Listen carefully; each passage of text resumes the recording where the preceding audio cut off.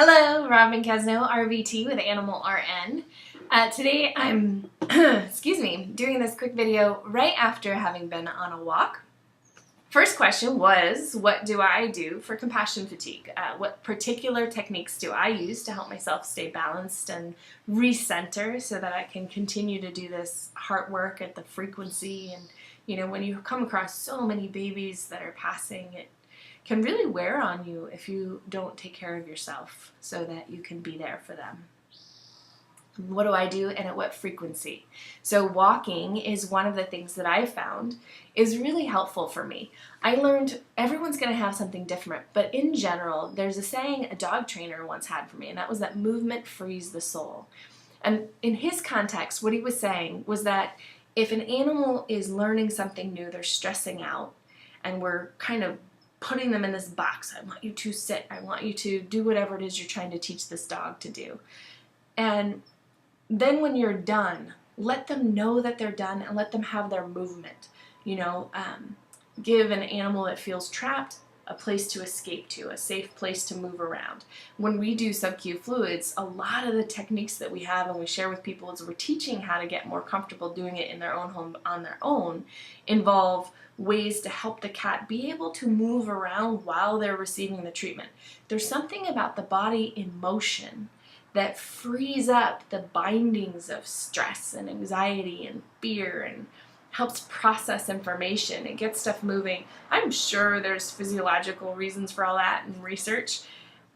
I have one of these. It's a jawbone up band, and it's essentially a pedometer, and that's what I use to track my movement. And I try and hit a certain minimum every day. I just work towards my minimum that I have found to help me sleep better, which is my number 2. So number 1, I move more. So I walk is my particular thing. And number 2 is I make sure I get a good night's sleep. I can't always control my sleep, but I know that on days that I move more, I sleep better. My magic number for sleep is 7 hours. Everyone has a different number. Yours might be 9 or 10 hours. Some people it's less. I think it's a little dangerous to get too far below 7 hours, but I'm not the master of that study, that research, so you could probably find information on that if you're interested in it. But a good night's sleep is really foundational for everything else, and it can't be overstated. Sometimes people blow off things that sound so simple, and I would encourage you, if you're pursuing animal hospice work, to be very serious about getting a good night's sleep. So for me, compassion fatigue, moving more, getting good night's sleep. The other is my nutrition, so making sure that I eat in a way that I have great energy. I'm constantly now, not always, trying to level up my nutrition and trying to eat a little better, a little more organic, a little more local. Constantly trying to push myself to learn more about the body and what its needs are, and really feeding myself for strong health and being awesome. I actually find that's not only fun for me to learn about. I was never somebody who loved cooking. I enjoyed it enough. I enjoyed when someone else appreciated the meal that I made, but otherwise I wasn't really like, oh, let's cook. But this learning about nutrition and learning how to find ways to cook food that I found to be delicious as well as good for me has been something that's helped me with my compassion fatigue. It's come to be something that I enjoy, I'm proud of, and the energy is incredibly different. So I highly recommend that be a way that you consider loving on yourself. So I've got moving more, I'm sleeping well, I'm eating in a way that gives me energy and that's uplifting. The next thing that I do, I love treating myself. And that comes in many forms, and it comes in many forms because of budget. If I'm being honest, it's because of budget. My ideal would be that every 30 days I would get a massage and an acupuncture treatment separately, not either or, both. The acupuncture, if there's not something particular I have going on that I want to work on, I always find it beneficial to help keep things moving and help me realign and help me with my mental game and mental clarity and focus. And it's been a huge part of my life since I first started incorporating it. I remember the first time I had acupuncture, the only reason I did it is because I'm recommending it to my animals and I'm watching my own dog have dramatic effects on his mobility because of the use of acupuncture, and I haven't even had it ever. No, I'm having acupuncture. So that's how it started. And then since then I connected with a woman that I think she actually has a video somewhere in the world with me. And I feel like she's been a great part of my own evolution as a person, and I hope she continues to be. Massage is something that before I was doing acupuncture, I connected with pretty quickly for figuring out compassion fatigue. Because sometimes if you are knocked down, you're not going to move more. And you're probably not sleeping well. Or you're sleeping too much in a way that's affecting your sleep negatively. So if you're already knocked down, sometimes a massage can be a great way to just lay there. I say this about the needles too in acupuncture. Just lay there and get poked. Just lay there and someone else does the work for you to help your body get its rhythms, to get back to center. Sometimes if you are that far down, it might take a while. It might take a couple of massages.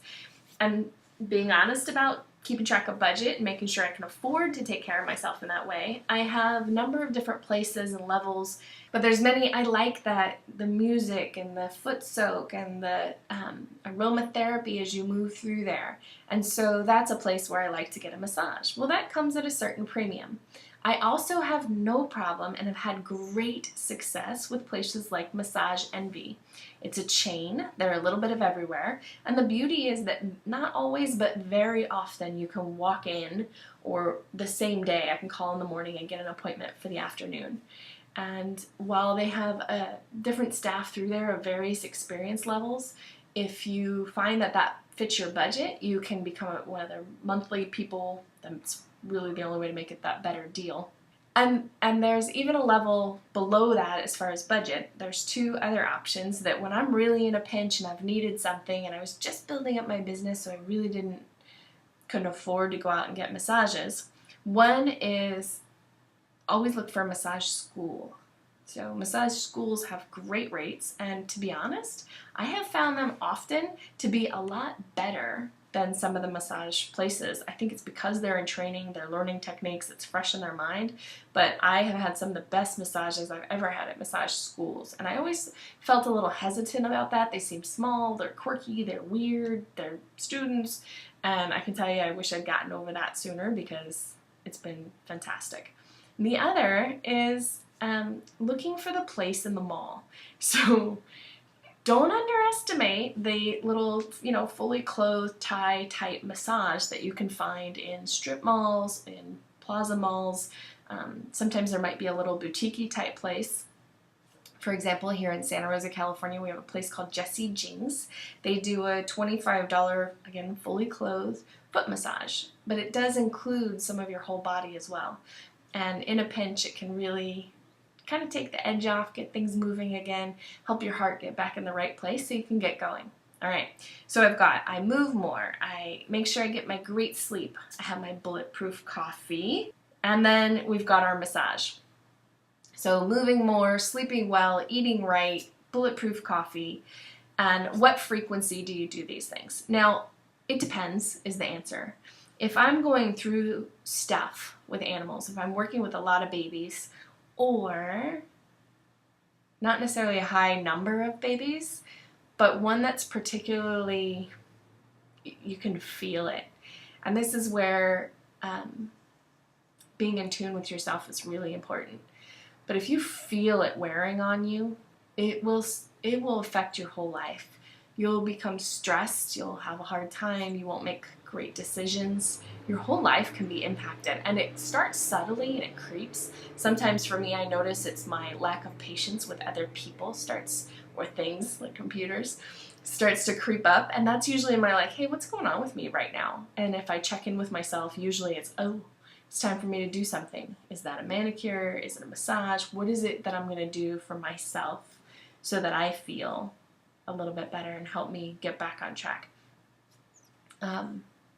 So the frequency will depend on what's going on in my world. I know for me, I have to do something very small, just something, which could be time with myself and my spiritual practice, time reading a book that isn't related to work.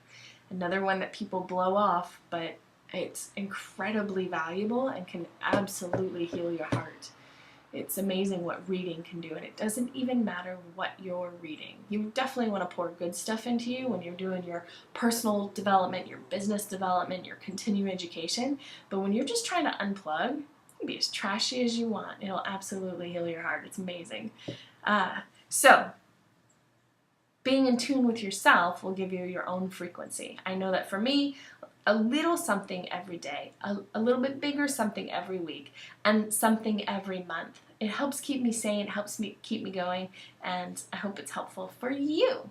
If you need help with your compassion fatigue or have additional ideas, I would love to hear your thoughts. I'm always looking for variety in my Move More. I like to trick myself into exercise.